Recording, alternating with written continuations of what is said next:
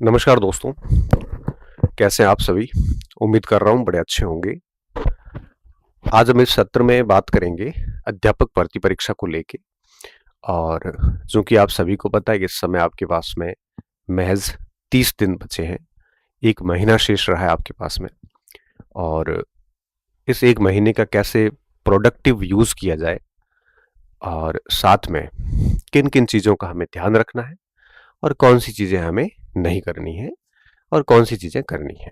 इस विषय पे मैं बात करूँगा। मैं बात को शुरू करूँ उससे पहले मैं कुछ चीज़ें बहुत क्लियर कर लेता हूँ। देखिए, आप जिस रणनीति से चल रहे हैं, वीडियो सुनने के बाद उसमें कुछ आपको ठीक लगे तो थोड़ा बहुत चेंज कर सकते हैं। बाकी सारा ही चेंज नहीं करना है। इसलिए नहीं कि भई मैं सर कह रहे हैं तो मैं भी चेंज कर देता हूँ। अगर आप सही चल रहे हैं तो चलते रहने दीजिए। आप इस समय आप अगर जो सामग्री पढ़ रहे हैं, मैं इसमें किसी भी प्रकार की सामग्री से संबंधित बात नहीं करूँगा। क्योंकि मेरा ये मानना है कि किसी भी परीक्षा की जब हम तैयारी करते हैं, तो सामग्री का निर्धारण 1 साल पहले ही हो जाता है। उसके बाद सामग्री बताना ठीक नहीं है। हम सामग्री पे कोई बात नहीं करेंगे। हम केवल इस बिंदु पे बात करेंगे कि लास्ट 1 महीने को कैसे अच्छे से यूज़ करें। और कई सारे आपके प्रश्न हैं, जैसे सर डिमोटिवेट हो जाता हूँ, सीट देखकर मन नहीं होता पढ़ने का और घबराहट सी होती है, सर याद कुछ नहीं है, ऐसा लग रहा है जैसे कुछ भी याद नहीं है, काफ़ी समय से मैं तैयारी कर रहा हूँ। टेस्ट सीरीज में सर मार्क्स नहीं आ रहे हैं, बहुत मेहनत करी है, उसके बावजूद भी उसमें उसका अच्छा स्कोर नहीं बन रहा है। तो इन प्रश्नों के जवाब मैं देने की कोशिश करूँगा, ताकि क्योंकि आपके मन मस्तिष्क में कई बार कोई बड़ा गंभीर प्रश्न घूम रहा होता है, जो हमारे लिए वो गंभीर नहीं होता, क्योंकि हम उन चीज़ों से गुज़रे हुए हैं, तो हमारे पास उसका अनुभव है। तो जब एक कम अनुभवी बच्चा होता है, तो उसके मस्तिष्क में प्रश्न बहुत सारे उठते हैं, और जिसके पास एक्सपीरियंस अच्छा होता है, तो उसके मस्तिष्क में प्रश्न नहीं घूमते, क्योंकि उसको हर बिंदु के अनुभव है उसके पास में, तो वो उन अनुभवों का उपयोग करके उन प्रश्नों के समाधान अपने दिमाग से निकाल लेता है, ढूँढ लेता है वो यहाँ से। तो हम बात करेंगे इन पॉइंट्स पे। आप सुनिए अच्छे से, डेफ़िनेटली आपको फ़ायदा होगा और उसके बाद कोशिश करना कि उस चीज़ों को ढंग से लागू करो। देखिए, आखिरी 30 दिन हमारे पास हैं, 30 डेज़ है, और मैं मानता हूँ कि ये समय कम नहीं है, काफ़ी काफ़ी समय माना जाएगा ये, ठीक है? पहली बात, इस समय में आपको रिवीज़न प्लस प्रैक्टिस, इन चीज़ों पे सबसे अधिक ध्यान देना है। मतलब कम से कम आप अब 30 दिन रहे हैं, तो 1 बार दिसंबर में, 1 बार जनवरी में, 2 बार इसका रिवीज़न आप कम से कम कर लीजिए। बिल्कुल point to point, word to word limit कर लेना। इस स्थिति में 100% इस सिलेबस एक बार रिवाइज कर लेना, ठीक है? अगर आपका कोई पोर्शन कमज़ोर है, तब भी उसको एक बार मोटा-मोटा देख लेना। कोई बहुत मज़बूत है, तब भी उसको मोटा-मोटा देख लेना। क्योंकि लास्ट टाइम जो होता है ना एग्ज़ाम का, वो पॉइंट आपकी एक्यूरेसी को बढ़ाते हैं। तो एक तो 2 बार रिवीजन कर लेना, प्लस प्रैक्टिस इस समय हर दिन कोशिश करिए कि 1-2 घंटे प्रैक्टिस होती रहे आपकी। अब प्रैक्टिस के लिए आप जितने भी पीवाईक्यूज़ हैं, पुराने ईयर्स के पेपर, कई सारे गाइड्स मार्केट में आती है, वो लाइए और हर दिन 1-2 घंटे उसकी प्रैक्टिस कीजिए। इसके साथ-साथ में विभिन्न कोचिंग सेंटर्स की टेस्ट सीरीज़ भी है, वो पेपर भी लेके आ जाइए, मार्केट में खूब मिलते हैं, बच्चों से मिल जाते हैं। उनका एनालिसिस करिए 1-2 घंटे डेली। इससे क्या होगा कि जितनी प्रैक्टिस होगी, उतना आपका कॉन्फिडेंस आएगा, प्लस रिवीजन अच्छा हो जाता है इससे, प्रैक्टिस से। क्योंकि आप अगर 20 टॉपिक प्रश्न देखते हैं, तो 20 टॉपिक का रिवीजन एक साथ हो जाता है आपका, और साथ में आपका समय भी अच्छे से यूटिलाइज हो जाता है। तो कोशिश कीजिए कि आप है वो 1-2 घंटे प्रैक्टिस करें, विभिन्न सारी टेस्ट सीरीज जितनी भी कोचिंग सेंटर्स की आती है, उनका एनालिसिस करें और पुराने प्रश्नों को निकालें। इस तरह से घर बैठे ही करें। अब मुझे लगता है किसी कोचिंग सेंटर वगैरह जाके टेस्ट वगैरह देने की बजाय, है ना, अपने रूम में, लाइब्रेरी में, जहाँ कहीं बैठे हो, वहीं पे आप है वो प्रैक्टिस करें और ढंग से करें, 1-2 घंटे रेगुलर करें, प्लस रिवीजन करें, ठीक है? ये काम तो आपको परीक्षा तक, टिल एग्ज़ाम तक बनाए रखना है। दूसरी बात, अभी कोई नई सामग्री बिल्कुल नहीं लानी है क्योंकि मार्केट में सामग्री आती रहती है। और मैं हर बार कहता हूँ कि परीक्षा की तैयारी करने वाला एक गंभीर विद्यार्थी जो होता है, वो अपनी सामग्री का निर्धारण परीक्षा से 1 साल पहले ही कर लेता है। उसके बाद में तो ठीक है, कोई छोटा-मोटा सेगमेंट इधर-उधर करना है तो 6 महीने तक हो जाता है। उसके बाद सामग्री के साथ छेड़छाड़ करना मूर्खता कहलाती है। क्योंकि जब तक किसी भी चीज़ को 4-5 बार नहीं पढ़ते हैं, तब तक वो आपको बेनिफिट नहीं दे सकती। इसलिए अब इतना समय नहीं रहता। अब तो क्या, मैं कहता हूँ दीपावली के बाद से ही 4 महीने भी सामग्री को चेंज करने वाला समय नहीं होता। ठीक है, कोई 1 साल पहले करो, फिर कोई एक आधा सेगमेंट करना तो कर लो, ठीक है? तो नया कुछ भी नहीं पढ़ना। प्लस इस समय आपको मार्केट की हवा से बचना है। मार्केट की हवा क्या होती है? मार्केट की हवा आपको थड़ी पे मिल जाएगी, जहाँ बहुत सारी बातें होती है कि सीट नहीं है, ये नहीं है, वो हो जाता है, ये हो जाता है, जहाँ पे कई सारे बड़े-बड़े ज्ञानी लोग बैठे हुए होते हैं। उनको पढ़ाई के अलावा सारा ज्ञान होता है। ऐसे लोगों से बचें। मार्केट की हवा लाइब्रेरी में भी चलती है, चाय की थड़ी पे चलती है, विभिन्न जगहों पे, कोचिंग सेंटर्स के बाहर, ऐसे बहुत सारी जगह होती है जहाँ पे ऐसी चलती रहती है। मार्केट की हवा आपको सोशल मीडिया पे भी देखने को मिलती है। वो टेलीग्राम पे हो सकता है, व्हाट्सएप पे हो सकता है, ग्रुप्स में देखने को मिल सकता है। एटलीस्ट लास्ट 1 महीना तक आप इन चीज़ों से बचें, क्योंकि ये आपको ओवर थिंकिंग करवा देगी, मतलब बहुत अधिक सोचना। और जब दिमाग बहुत अधिक सोचता है तो निश्चित तौर पे वो मेन काम करना भूल जाता है और बाकी सारे कामों में अपनी ऊर्जा व्यर्थ कर लेता है। तो इस समय मार्केट की हवा से बचना भी मुझे लगता है एक बड़ी सफलता है इस समय। इसके साथ-साथ में अगर आपको इस समय लगे कि हमारे टेस्ट में नंबर वगैरह कम आ रहे हैं, अब अव्वल तो ये है कि इस समय टेस्ट सीरीज से हमें बचना चाहिए। फिर भी अगर कम आ रहे हैं तो कोई इश्यू नहीं है, क्योंकि हो सकता है आपने टेस्ट सीरीज बनाने वाले अपने मटेरियल से बनाते हो, आपका अलग होता हो। तो अगर ऐसा हो रहा है, आपको डिप्रेस हो रहा है, आप डिमोटिव हो रहे हैं, तो आप छोड़ दीजिए फिर टेस्ट सीरीज, कोई ज़रूरी नहीं है टेस्ट सीरीज सफलता की कोई आवश्यक शर्त नहीं है। ठीक है, एक प्रैक्टिस का माध्यम है और इसको लेके ज़्यादा लोड नहीं लेना है। हालाँकि मैं तो मानता हूँ कि टेस्ट सीरीज जो होती है वो एक रिगोरियस होना भी चाहिए, प्रैक्टिस हमेशा शानदार होनी चाहिए। ये पहले से मैं मानता आया हूँ इस चीज़ को। बट अब लास्ट 1 महीना है तो टेस्ट वेस्ट से, कोचिंग वोचिंग से बच के केवल खुद को समय देना चाहिए, खुद की तैयारी को टाइम देना चाहिए। अगर आप इस समय बहुत डिमोटिवेटेड हैं, आपको लगता है कि हमारा दिमाग काम नहीं कर रहा है, या फिर जो भी सिलेक्शन होगा कि नहीं होगा, सीट बहुत कम है, अगर ये चीज़ें दिमाग में आ रही है, आप बस एक बात सोचना, जैसा कि मेरी खुद की एक स्ट्रेटजी हुआ करती थी। मैं किसी भी एग्ज़ाम की तैयारी इस उद्देश्य के साथ नहीं देता था कि मेरा सिलेक्शन होगा। ठीक है, अंतर्मन से रहता था कि नौकरी लग जाए तो ये भगवान निहाल हो जाए। लेकिन बाहर से ये रहता था कि फेल होंगे, इससे ज़्यादा क्या होगा। फेल माइंडसेट के साथ ही जाते थे। बहुत तरीके से तैयारी कर लो और वो बिल्कुल उम्मीद मत रखो। देखो, 1000, 1500, 2000 सीटें हैं तो कोई बात नहीं। आप उससे ज़्यादा एक्सपेक्टेशन रखो ही मत कि भाई इतनी तैयारी कर ली, अब 1 महीना और ढंग से कर लेते हैं। हुआ तो ठीक है, नहीं हुआ तो कोई बात नहीं। दिमाग में इस उद्देश्य के साथ जाओगे ना कि फेल तो होना ही है, फिर भी अपना बेस्ट दे देता हूँ। जितना भी स्कोर होगा कम से कम पता तो चलेगा कि हम कहाँ स्टैंड कर रहे हैं।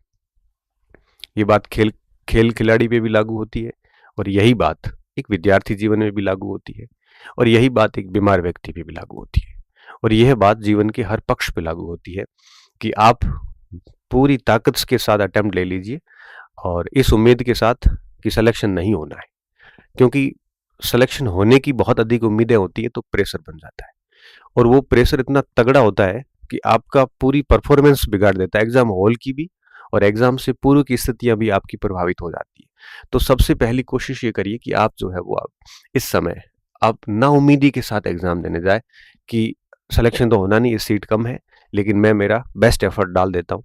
हुआ तो ठीक है, नहीं हुआ तो ये पढ़ा हुआ व्यर्थ कहीं नहीं जाएगा, क्योंकि इसके बाद वापस वैकेंसी आएगी, अच्छी खासी वैकेंसी आएगी, उसमें ये पढ़ा हुआ एज इट इज़ काम आ जाएगा। पढ़ाई कभी भी, अध्ययन कभी भी व्यर्थ नहीं जाता। और हाँ, अगर ठीक से पढ़ा तो निश्चित तौर पे सिलेक्शन भी हो जाएगा और मान लो नहीं भी होता है तो वो आगे काम आ जाएगा। अब आप अगर ये सोचते हो अभी कि सिलेक्शन तो होना नहीं है और पढ़ाई छोड़ देता हूँ, तो 1 महीने में आप क्या कर लोगे दूसरा? अगर आप ये सोचते हैं कि नहीं मैं पढ़ाई छोड़ देता हूँ, तो महीने में होगा क्या आपसे? कुछ नहीं होने वाला। सिर्फ पश्चाताप होगा परीक्षा देने के बाद में, काश 1 महीना पढ़ लेता तो स्कोर थोड़ा बढ़िया हो जाता तो नौकरी लग जाती।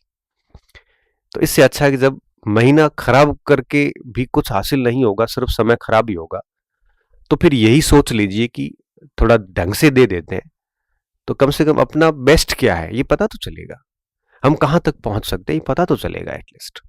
क्योंकि इन दिनों मैं यही मैसेज देख रहा हूँ कि सर मेरे जो है वो सीट कम है तो मेरा तैयारी करने का मन नहीं हो रहा है, तो छोड़ दो।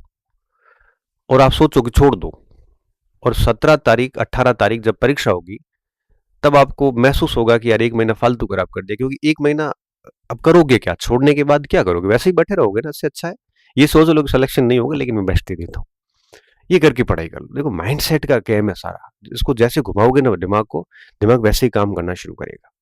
कुछ बच्चे कहते हैं सर हमारे जो है ओवर थिंकिंग होती है, हमें लगता है कि कुछ भी याद नहीं है, ऐसा कुछ भी याद नहीं है ऐसा दिमाग में आता है। अब जब कुछ भी याद नहीं ऐसा दिमाग में आना लाजमी है, सबके ही आता है।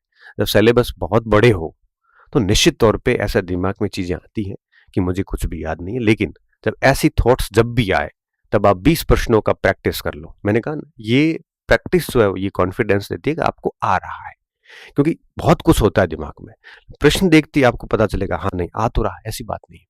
मुझे खुद को अच्छे से पता, जब भी चीजें लगती थी ना कि यार कुछ भी पढ़ा हुआ नहीं है जैसे लग रहा है, तो उस समय 10 15 20 प्रश्न पुराने देख लिए, मिलाता है तो लगता है हाँ आ तो रहा है।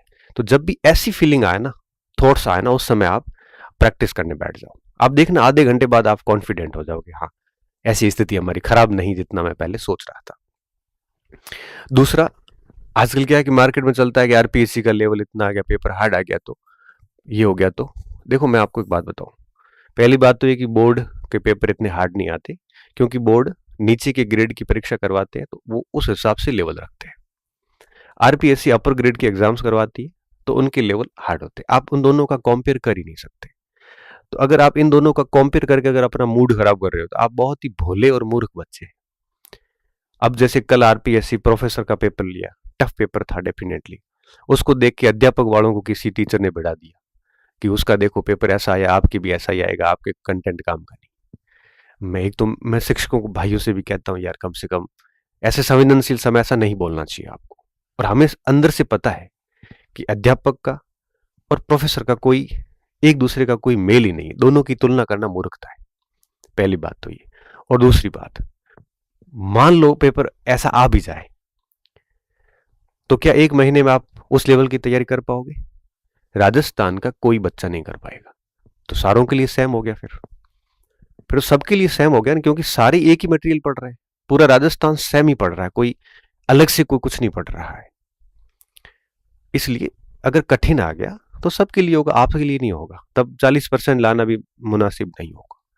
और अगर आसान आ गया, जैसा जैसा बोर्ड का ट्रेंड है, तो आप कर ही रहे हो बढ़िया तरीके से। इसलिए ऐसी गलत तुलनाएं, निरर्थक तुलनाएं करके अपना मूड खराब नहीं करें। कभी भी ऐसी स्थिति नहीं आएगी, आप देख लेना। और मैं आपको आज ही कह रहा हूं, आरबीएससी का जो पेपर है, सॉरी आरएमएसपी का, या आरबीएससी की किताबों के इर्द गिर्द रहेगा। और ठीक है, थोड़ा सा लेवल अप कर सकता है, थोड़ा सा। ऐसा नहीं है कि बिल्कुल आरपीएससी की तरह चले जाएंगे, नहीं ऐसा नहीं होगा। बहुत बड़े सिलेबस है, लोअर ग्रेड के एग्जाम है, तो पेपर बेहद आसान आएगा। बेहद आसान मतलब आरबीएससी की जो पुस्तकें हैं उनकी इर्द गिर्द ही रहता है, और आपकी तैयारी डेफिनेटली इससे तो थोड़ी ठीक ही है। तो हिंदी ग्रंथ अकादमी वगैरह और जो राजस्थान बोर्ड की किताबें हैं, इनके इर्द गिर्द ही पूरा पेपर रहना। इस चीज़ को लेकर आप बिल्कुल तनाव न लें, ये मैं आपको दावे के साथ कह सकता हूँ। पेपर आएगा उससे मैं आपको वापस कहूंगा कि सारा पेपर इन जगहों से आया था। अब कुछ बच्चे इस वजह से भी तनाव में है कि कट ऑफ हाई जा रही है सर, पटवार की गई, ग्राम सेवक की भी जा चली जाएगी, लाइब्रेरियन की भी इतनी बड़ी बड़ी 70-80% कट ऑफ चली गई, तो सर हमारी भी चली जाएगी। ऐसा नहीं है, सब्जेक्ट का वेरिएशन समझिए आप। पटवार ग्राम सेवक में केवल जीके एंड ऑल, वो कुछ भी नहीं है ज्यादा, और थोड़ा बहुत शायद पटवार ग्राम सेवक में मैथ वैथ भी थी। वो जीके और ओपन कंपटीशन जिसमें सब बच्चे बैठते हैं, जिसने भी सीईटी पास किया ठीक ठाक बच्चे बैठते हैं, कर ले आते हैं नंबर। जबकि शिक्षक भर्ती में क्या है, सब्जेक्ट वेरिएशन देखिए आप। जीके तो एक भाग है 180 नंबर का, 120 का पूरा अलग पड़ा है। साइकोलॉजी अलग तरीके से चलती है, एसएसटी अलग तरीके से चलती है, एनवायरनमेंट के 18 गुणा 5 वाले सब्जेक्ट अलग तरीके से चलते हैं, पूरा अलग है वो। और वहां पे कंपटीशन भी बंद कंपटीशन है, जिसमें जैसे L1 है तो केवल बीएसटीसी धारक के अंदर बैठ सकता है, हर बच्चा थोड़ी बैठ सकता वहां पे। जैसे L2 है तो हिंदी का बच्चा ही हिंदी की परीक्षा दे सकता है, इंग्लिश वाला इंग्लिश की दे सकता है, एसएसटी वाला एसएसटी की दे सकता है, साइंस वाला साइंस की दे सकता है। वहां तो ओपन कंपटीशन कोई भी आके बैठ जाता है, प्लस केवल जीके ही है उसमें, और कुछ है नहीं ज्यादा। तो कहाँ सब्जेक्ट अलग है, सब्जेक्ट वेरिएशन अलग है, और बैठने वाले स्टूडेंट के ग्रुप अलग है, सारा मामला ही अलग है। कहाँ तुलना करने बैठ गए आप लोग? ऐसी तुलनाओं से बचिए आप, क्योंकि अपना अलग अलग होता है, सारा अलग अलग कहानी चलती है। तो ऐसी तुलनाएं करके आप केवल अपना मूड खराब कर सकते हैं, ऊर्जा खराब कर सकते हैं, टाइम खराब कर सकते हैं, इससे ज्यादा कुछ भी नहीं है। इसलिए आप सिर्फ इस समय केवल यही सोचिए कि मुझे 2 बार रिवीजन करना है और डेली 1-2 घंटे प्रैक्टिस करनी है। और रिवीजन ऐसे करना है कि आप कम से कम दिन में ठीक ठाक 2-3 सब्जेक्ट पढ़ो। कोई एक सब्जेक्ट पूरा दिन रिवीजन करता है तो जैसे भी करो, हर व्यक्ति की अलग अलग शैली होती है। मैं आपकी जगह होता तो सुबह अलग पढ़ता, दिन में अलग पढ़ता, रात में अलग पढ़ता, 3 पार्ट का रिवीजन साथ में लेके चलता। तो वो आपके ऊपर है, हर व्यक्ति की अपनी अपनी शैली होती है, वो उसके लिए वही सही होती है। किसी दूसरे की शैली को अपनाना अपनी नेचुरल जो पावर है उसके साथ में खिलवाड़ करने जैसा है।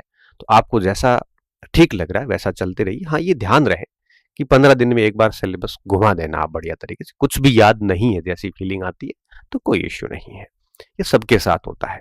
सबको लगता है कि कुछ भी याद नहीं, लेकिन जब प्रैक्टिस करते हैं, जब आप एग्जाम हॉल में जाते हैं, तो उस समय एहसास होता है कि हाँ, याद तो है, पढ़ा भी है। और मैं आपको एक बात बताऊं, जिन बच्चों ने इन सारे परीक्षाओं में ओवर थिंकिंग, सीट कम, पेपर ये कट ऑफ हाई जैसे बिंदुओं में फंस के अगर तैयारी छोड़ दी है, वो बच्चा परीक्षा देने के अगले दिन आंसू बहाएगा, टेंशन में आएगा। क्यों? क्योंकि उसका स्कोर तो अच्छा होगा 3rd ग्रेड में, लेकिन उतना भी नहीं होगा कि सिलेक्शन हो। फिर उसको लगेगा कि काश 1 महीना खराब ना करके पढ़ लेता तो 10-15 नंबर बढ़ सकते थे, मेरी नौकरी इन पोस्ट में भी लग जाती। लेकिन फिर क्या हुआ? बीत गई सो बात गई, समय चला जाएगा, फिर कुछ भी हासिल नहीं होगा। इसलिए सब कुछ छोड़ छाड़ के बिल्कुल भूमिगत हो जाइए। और भूमिगत होने का मतलब है मार्केट की हवा से बचते हुए, और 1 महीने को ठीक से यूटिलाइज करिए। और सुबह से शाम तक का आपका शेड्यूल इतना टाइट होना चाहिए कि आपको बीच में मोबाइल देखने का, बीच में ये सब फालतू काम करने का बिल्कुल टाइम ही ना हो आपके पास में। सुबह से शाम तक आप अपने आप को बिल्कुल बिजी कर दीजिए। जितना ज़्यादा इस समय आप अपने आप को टाइम दोगे, जितना ज़्यादा आप किताबों में रहोगे, जितना ज़्यादा आप रिवीजन करोगे, उतना ही आपका स्कोर बढ़ेगा। डेली 1-1, 2-2 नंबर का इजाफा होना शुरू हो जाएगा अगर आप गंभीरता से तैयारी करते हैं तो। 1 महीने का टाइम है, आपने भले 2 साल तैयारी करी हो, लेकिन लास्ट का अगर 1 महीना आपने बिगाड़ दिया तो मान के चलिए कि आप चयन से दूर हो जाएंगे, आपका 2 साल बिगड़ जाएंगे। अगर आपने पहले ज़्यादा अच्छा नहीं पढ़ा, लास्ट में पढ़ा था और 1 महीना बहुत बढ़िया कर लिया, तब भी आप सिलेक्शन ले सकते हैं, क्योंकि अंत का महीना बहुत बहुत बहुत ज़्यादा महत्वपूर्ण होता है। इसलिए बहुत क्रूशियल रोल निभाने वाला है यह महीना। तो आपको बहुत शुभकामनाएं, खूब मेहनत कीजिए, इधर उधर भटकने की बजाय कंप्लीटली अपना ध्यान जो है इस समय आप केवल और केवल अपनी सामग्री पे दीजिए और रिवीजन और प्रैक्टिस पे काम कीजिए। बाकी इन चीज़ों में न फंसे, हम आपके साथ हैं और मिलेंगे फिर एग्जाम से पहले कि पेपर को कैसे ठीक से अटेंड करना है। बहुत बहुत धन्यवाद विद्यार्थियों, अच्छी रहिए, मस्त रहिए और बिना किसी तनाव के बेफिक्र होकर खूब सारा पढ़िए। ये नहीं लगना चाहिए परीक्षा देने के बाद कि मैंने मेरी तैयारी में कमी रखी, बस ये थॉट नहीं आना चाहिए दिमाग में, ये बात बाद में नहीं होनी चाहिए। इसलिए खूब मेहनत करना। बहुत बहुत धन्यवाद आपको, अच्छे रहिए, मस्त रहिए और पढ़ते रहिए।